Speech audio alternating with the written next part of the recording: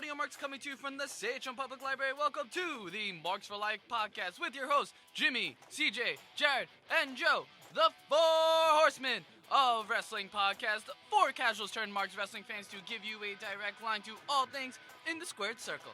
We pull no punches, we hit hard, and we will slam you with all the info you need to know. So, ladies and gentlemen, marks of all ages, are you ready? Because... You know what? You just made the list. And that is right, we are back. And whoa, wow, listen to all that. Anyway, welcome back to Marks for Life podcast. This is a mini-cast this week because Joe had work this week, CJ's on vacation, and Jared went to go play with soccer with his friends. So, exactly. I don't like it either. But you know what? I'm here. I'm going to give you some of the news. I'm your co-host, Jimmy. Just a couple of recaps from this week in wrestling. Well, the first thing is Stomping Grounds, if you can call this a recap. Before we get into the actual pay-per-view, just want to crown and congratulate our new champions, Joe and Jared, the Heart Fart Foundation, the reculmination of Fudge Jew, to me and CJ's just utter disappointment and disapproval of this whole thing. This marriage is back, and we hate it so much. Shame him! Shame! Exactly. We don't like it.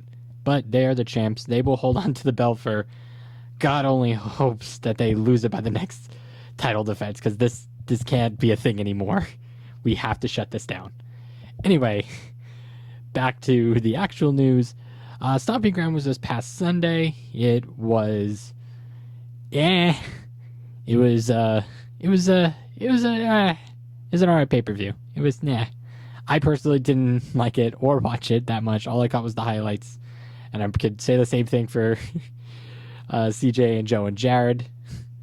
It was quite an interesting pay-per-view with some quite interesting twists and turns, which led to probably one of the most strangest things that happened with, at the end of the show, the main event with Baron versus Seth for the Universal Championship. You had Lacey Evans as a special guest referee, and then Becky Lynch at the end of the match after Seth wins come out and help and beat up Lacey again for a second time that night, and thusly acknowledging their relationship in storyline. So yeah, I guess that's cool.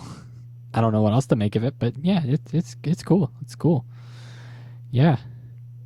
Anyway, and no more cash in for Brock Lesnar, which is very strange. I don't know how long this is going to last, but hopefully next week when we all get back together, we get to really break down all these big news. The last two things I want to talk about for this really short podcast is WWE's new acquisitions in a way. WWE has hired Paul Heyman and Eric Bischoff to run Raw and SmackDown as executive directors behind the scenes. Still answering to Vince, but what? I didn't realize this was 2002 again. This is so bizarre. I didn't know we were going to restart the aftermath of the Monday Night Wars and potentially do a Invasion 2 angle. Wait a minute. This doesn't make sense. Anyway, as reported by Pro Wrestling Sheets and Pro Wrestling Insider, Heyman is being in charge of Raw this time instead of SmackDown, and Bischoff is in charge of SmackDown instead of Raw. So it's interesting. It's definitely interesting, and it's definitely something worth talking about. Definitely with other people, but I definitely need to share that with you guys.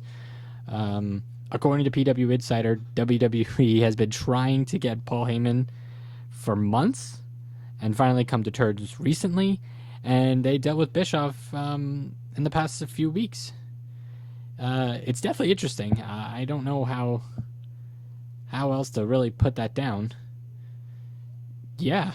I mean, what do I really say? You know what? You just made the list. I guess so.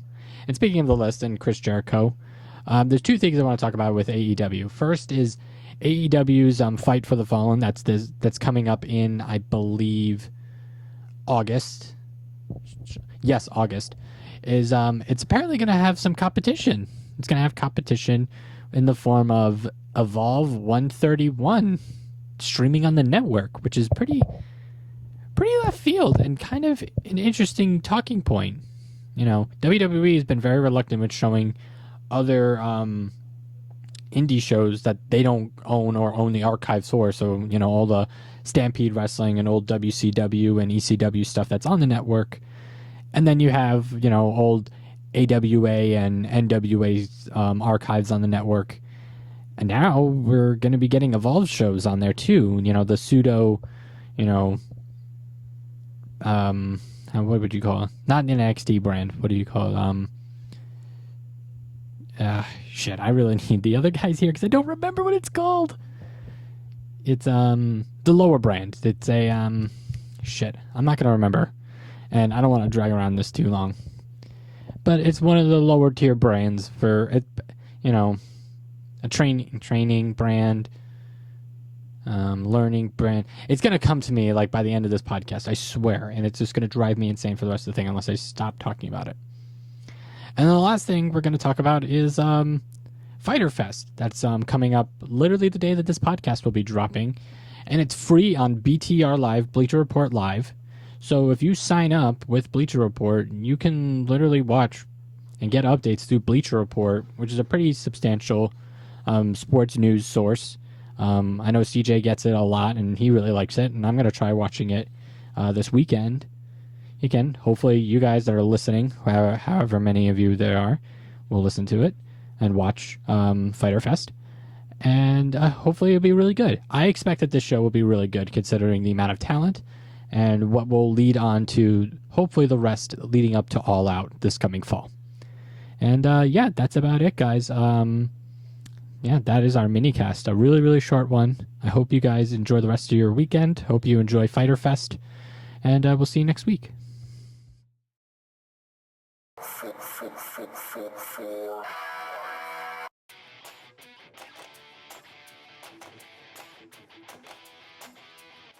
Thank you, everyone, for staying tuned to our podcast. Special shout out to the Sachem Public Library for the continued use of their equipment and space. Continue supporting us by rating and subscribing through Patreon, Audio Boom, Stitcher, TuneIn, Castbox, Deezer, Radio Public, iHeartRadio, and the big three, Spotify, Google Podcasts, and Apple Podcasts at Marks for Life Podcast. Also, check out our YouTube channel, Marks for Life, for our podcast playlist and other content. Please follow us on our social media on Twitter at Marks for Life Pod, Instagram at Marks for Life Podcast, our Tumblr page, Marks for Life Podcast, and our Facebook page, Marks for Life Podcast. And email us at marksforlifepodcast@gmail.com for any comments, questions, or feedback.